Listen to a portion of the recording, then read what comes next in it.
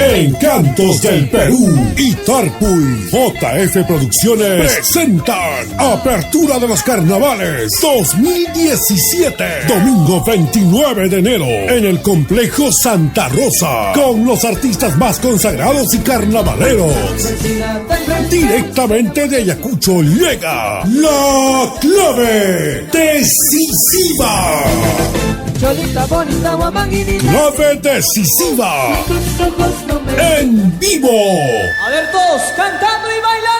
Max Castro, Milder Oré, Los Apus, Magda, la voz sensual, la agrupación de moda, String Karma, Naranjita de Sucre, el dúo Ayacucho, Los Runas, los hermanos Aybar, Nancy Manchego, Sumac Perú, Airampito, María Jesús Rodríguez, Misterios de Ocobamba, Los Magdas, con la animación de Leslie Cabello.